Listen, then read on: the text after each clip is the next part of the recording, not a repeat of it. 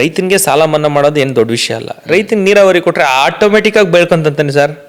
ಇವತ್ತು ರಾಗಿ sir, it is at 49 rupees, 4,960 ರೂಪಾಯಿನೋ, ಇನ್ನೂ ಜಾಸ್ತಿ ಮಾಡಿರ್ಬೇಕು. ಮೊನ್ನೆ MSP ಮತ್ತೆ ಇನ್ನೊಂದು 10% 20% ಸೆಂಟ್ರಲ್ ಗೌರ್ಮೆಂಟಿಂದ MSP ಜಾಸ್ತಿ ಮಾಡಿದ್ದಾರೆ. ನಮ್ಮ ಅಜ್ಜಿ, ಶಿ ಈಸ್ 86 years old. ಅವ್ರು ಶಾಕಲ್ಲಿ ಕೇಳ್ತಾರೆ, ರಾಗಿ 50 ರೂಪಾಯಿ kg ಆಗೋ ಕಾಲ ಬಂದ್ಬಿಡ್ತಾ ಅಂತಾರೆ. ಓಕೆ, MSP ಇದೆ. ಸೊ ರೈತನ ಫಸ್ಟ್ ನೀವು ನೀರಾವರಿ ಕೊಟ್ಟರೆ ಅವ್ನು ರಾಗಿ ಬೆಳ್ಕೊಂತಾನೆ.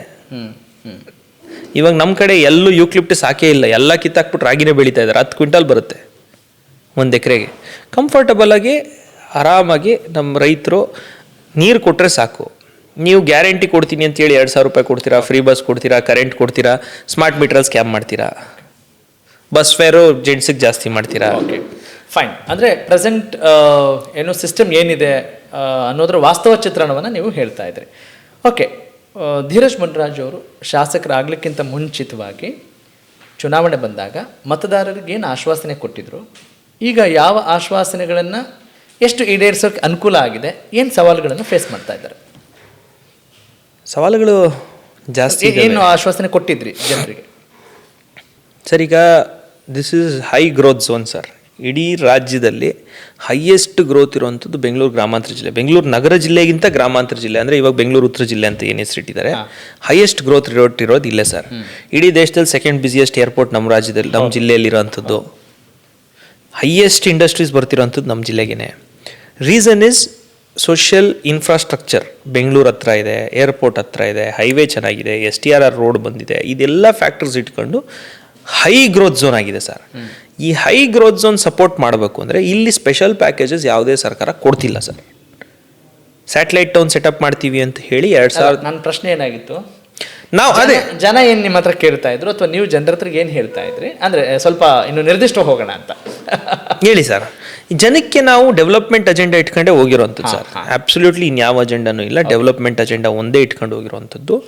ಡೆವಲಪ್ಮೆಂಟ್ ವೈಸು ಮಾಡಬೇಕಾಗಿರೋಂಥ ಬೇಕಾದಷ್ಟು ಕೆಲಸಗಳಿದ್ದಾವೆ. ನಾನು ಆಗಲೇ ನೀವು ಹೇಳ್ದಂಗೆ ಬೇಸಿಕ್ಕಿಂದ ಹೋಗ್ತಾ ಇದ್ದರೆ ಶಿಕ್ಷಣ, ಆರೋಗ್ಯ, ಉದ್ಯೋಗ ಅವಕಾಶಗಳು, ಉದ್ಯೋಗ ಸೃಜನೆ, ನೇಚರ್, ಕುಡಿಯೋ ನೀರಿನ ವ್ಯವಸ್ಥೆ ಬೇಸಿಕ್ ಮಾಡಲೇಬೇಕಾಗುತ್ತೆ. ಮೂಲಭೂತ ಸೌಕರ್ಯಗಳ ಅಡಿಯಲ್ಲಿ lakes and parks development, tourism development, ನಮ್ಮಲ್ಲಿ ಪುಣ್ಯ ಸ್ಥಳಗಳಿದ್ದಾವೆ, ಅದಕ್ಕೆ ಟೂರಿಸಮ್ ಡೆವಲಪ್ಮೆಂಟ್ ಮಾಡೋ ಅಂಥದ್ದು. ಈ ಎಲ್ಲ ಯೋಜನೆಗಳನ್ನ ಇಟ್ಕೊಂಡೆ ನಾವು ಹೋಗಿದ್ದು ಸರ್. ಸದ್ಯಕ್ಕೆ ಈಗ ಒಂದು ಅಬ್ಸಲ್ಯೂಟ್ಲಿ ಏನೂ ಇಲ್ಲ ಅನ್ನೋದು ತಪ್ಪಾಗುತ್ತೆ. ಅಲ್ಪ ಸ್ವಲ್ಪ ನಮ್ಮ ಗ್ರ್ಯಾಂಟ್ಸ್ ಬಂದಿದ್ದಾವೆ, ಬಟ್ ತುಂಬ ಕಮ್ಮಿ ಬಂದಿರೋವಂಥದ್ದು. ಬಂದಿರೋದ್ರಲ್ಲಿ ಏನೆಲ್ಲ ಮಾಡ್ಬೋದು ಅದನ್ನೆಲ್ಲ ಮಾಡೋವಂಥ ಪ್ರಯತ್ನ ನಡೀತಾ ಇದೆ. ಈ ಕಾಂಗ್ರೆಸ್ ಸರ್ಕಾರದಲ್ಲಿ ಒಂದೇನಾಗಿದೆ, 2 ವರ್ಷ ಅವ್ರಿಗೆ ಇನ್ನೂ ಗ್ರ್ಯಾಂಟ್ ಯಾರು ಕೊಡಬೇಕು ಅನ್ನೋದ್ರಲ್ಲೇ ಡಿಸೈಡ್ ಮಾಡೋದ್ರಲ್ಲೇ 2 ವರ್ಷ ಹೊಟ್ಟೋಯ್ತು. ಹೌದಾ? 100% ಯಾರಿಗೆ ಏನು ಕೊಡಬೇಕು ಅನ್ನೋದ್ರಲ್ಲೇ 2 ವರ್ಷ ಹೊಟ್ಟೋಯ್ತು.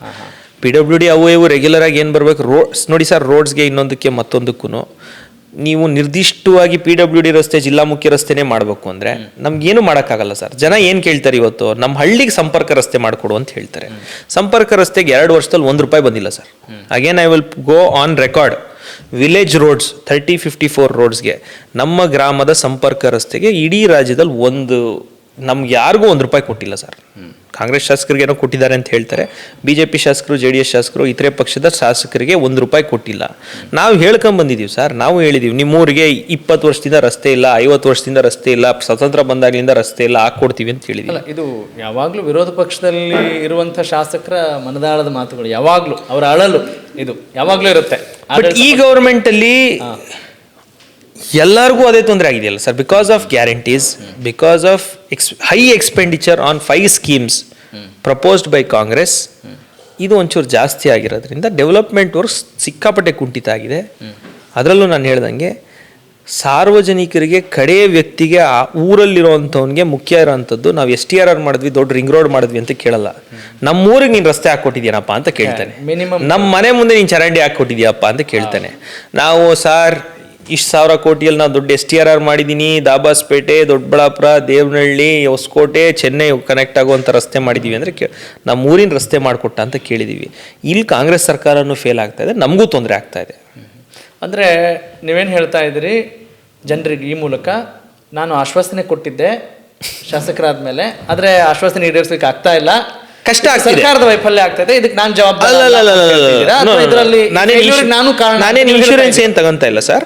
ನಾನೇನು ಇನ್ಶೂರೆನ್ಸ್ ಏನು ತಗೊಂತ ಇಲ್ಲ. ಏನ್ ಹೇಳ್ತೀರಿ ಈ ಸಂದರ್ಭದಲ್ಲಿ? ಕರೆಕ್ಟ್ ಆಗಿದೆ. ಆರಂಭದಲ್ಲಿ ಒಂದು ಒಳ್ಳೆ ತಾವು ಕೇಳ್ತಾ ಇರೋಂಥ ಪ್ರಶ್ನೆ ಸರಿ ಇದೆ. I complete. ನೀವು ಹೇಳಿದ್ರಿ, ಆರಂಭದಲ್ಲೇ ಹೇಳಿದ್ರಿ ಆಶೀರ್ವಾದ ಅಂತ. ಆಶೀರ್ವಾದ ಕೊಡೋದು ಯಾರು? ಜನ, ದೇವರು, ಜನ ಅಲ್ವಾ? ನಮ್ಮ ಫೀಲ್ಡಲ್ಲಿ ಜನ. ಕರೆಕ್ಟ್. ಅಂದ್ರೆ ಅದೇ ಅವರು ಜನಸೇವೆ, ಜನಾರ್ದನ ಸೇವೆ. ಆಮೇಲೆ ನೀವು ಬಹಳ ದೈವ ಭಕ್ತರು, ನಮಗೆ ಗೊತ್ತಿರುವಂಥ ವಿಚಾರ. ಸೊ ಹೀಗಿರುವಾಗ ಅವರಲ್ಲೂ ಕೂಡ ನೀವು ದೈವತ್ವವನ್ನು ಕಾಣ್ತೀರಿ ಅನ್ನೋದು ನಿಮ್ಮ ಆರಂಭದ ಮಾತುಗಳಲ್ಲಿ ವ್ಯಕ್ತವಾಯಿತು. ಈಗ ಅವರಿಗೆ ಒಬ್ಬ ಪ್ರಾಮಾಣಿಕ ಪ್ರಯತ್ನ ಹಾಕುವಂಥ ಶಾಸಕರು ಏನು ಹೇಳ್ತೀರಿ? ಜನರಿಗೆ ಏನು ಹೇಳ್ತೀರಿ ಸರ್? ಈಗ ಯಾವ ರೀತಿ ಸಾರ್ವಜನಿಕರು, ಗ್ರಾಮ ಪಂಚಾಯತಿ ಸದಸ್ಯರು ಅಥವಾ ಎಲೆಕ್ಟೆಡ್ ರೆಪ್ರೆಸೆಂಟೇಟಿವ್ಸ್ ನಮ್ಮ ಹತ್ರ ಬಂದು ಹೆಂಗೆ ಕೇಳ್ತಾರೆ ನಮ್ಮ ಊರಿಗೆ ಇದು ಬೇಕು ಅಂತ, ನಾವು ತಾಲೂಕಿಗೆ ಇದೆಲ್ಲ ಬೇಕು ಅನ್ನೋವಂಥ ಪ್ರಶ್ನೆಗಳನ್ನು ನಾವು ಹಾಕುವಂಥದ್ದು ನಮ್ಮ ಕರ್ತವ್ಯ.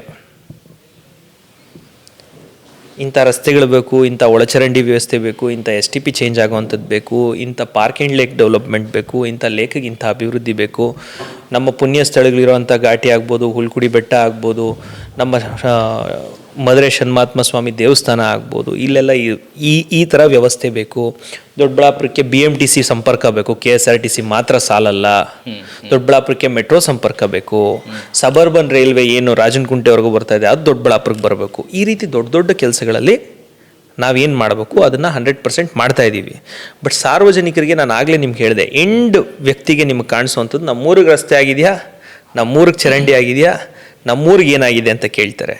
ಸೊ ನಾನು ಹೇಳ್ತಾ ಇರೋಂಥದ್ದು, ನೀವು ಯಾವ ರೀತಿ ನಮ್ಮನ್ನು ಸಾರ್ವಜನಿಕರು, ಗ್ರಾಮ ಪಂಚಾಯತಿ ಸದಸ್ಯರು, ತಾಲೂಕ್ ಪಂಚಾಯತಿ, ಜಿಲ್ಲಾ ಪಂಚಾಯತಿ ಸದಸ್ಯರು ನಮ್ಮನ್ನು ಹೆಂಗೆ ಕೇಳ್ತೀರಾ, ನಾವು ಅದೇ ರೀತಿ ಸಚಿವರನ್ನು, ಮುಖ್ಯಮಂತ್ರಿಗಳನ್ನು, ಸರ್ಕಾರದಲ್ಲಿ ಆಡಳಿತದಲ್ಲಿರುವಂಥವ್ರನ್ನ, IAS ಅಧಿಕಾರಿಗಳನ್ನು, ಡಿಪಾರ್ಟ್ಮೆಂಟ್ ಸೆಕ್ರೆಟರಿಗಳನ್ನು ಕೇಳೋವಂಥದ್ದು ನಮ್ಮ ಕರ್ತವ್ಯ.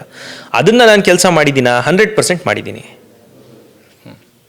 ನನ್ನ ತಾಲೂಕಿಗೆ, ನನ್ನ ಜನಕ್ಕೆ ಏನು ಬೇಕು ಅನ್ನೋ ಕೇಳೋ ಅಂಥದ್ದು ನನ್ನ ಕರ್ತವ್ಯ. That is why I am elected. ಸರ್ಕಾರದ ಪ್ರತಿನಿಧಿಯಾಗಿ ರಾಜ್ಯ ಸರ್ಕಾರದಲ್ಲಿ ನಮಗೆ ಬರಬೇಕಾಗಿರುವಂಥ ಎಲ್ಲ ಅನುದಾನದ ಹಕ್ಕನ್ನು ಕೇಳೋ ಅಂಥದ್ದು ನಂದು. ಕೊಟ್ಟರೆ ಮಾತ್ರ ನಾವಿಲ್ಲಿ ಕೆಲಸ ಮಾಡೋಕ್ಕಾಗತ್ತೆ.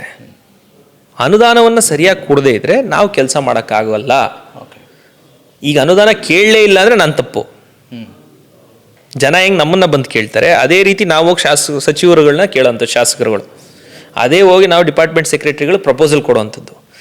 ಎಷ್ಟು ಫೈಲ್ಗಳಿಗೆ ನಾವು ಪ್ರಪೋಸಲ್ಸ್ ಕೊಟ್ಟಿದ್ದೀವಿ, ಏನೇನು ಪ್ರಪೋಸಲ್ ಕೊಟ್ಟಿವಿ? ಉದಾಹರಣೆಗೆ ಶಿಕ್ಷಣದಲ್ಲಿ ಪಾಲಿಟೆಕ್ನಿಕ್ ಕಾಲೇಜ್ ಕೇಳಿದ್ದೀವಿ, ಇಂಜಿನಿಯರಿಂಗ್ ಕಾಲೇಜ್ ಕೇಳಿದ್ದೀವಿ, ನರ್ಸಿಂಗ್ ಕಾಲೇಜ್ ಅಪ್ರೂವ್ ಆಯಿತು, ಪ್ಯಾರಾಮೆಡಿಕಲ್ ಕಾಲೇಜ್ ಅಪ್ರೂವ್ ಆಯಿತು, ಲಾ ಕಾಲೇಜ್ ಕೇಳಿದ್ದೀವಿ.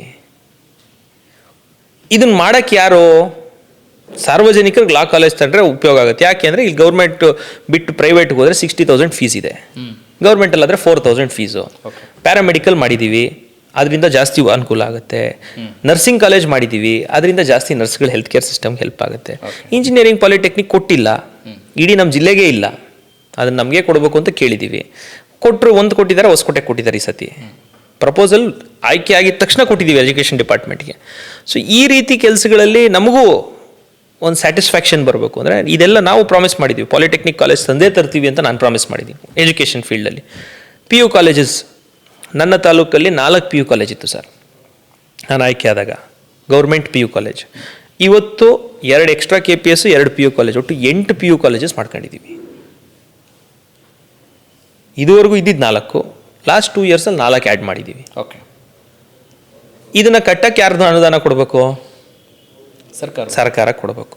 2 ಕೊಟ್ಟಿದ್ದಾರೆ, 2 ಇಮಿಡಿಯೇಟ್ಲಿ ಕ್ಲಿಯರ್ ಮಾಡ್ತಾ ಇದ್ದೀವಿ. ಇನ್ನು 2 ಈ ವರ್ಷ ಕೊಡ್ತೀನಿ ಅಂತ ಮಾನ್ಯ ಸಚಿವರು ಹೇಳಿದ್ದಾರೆ.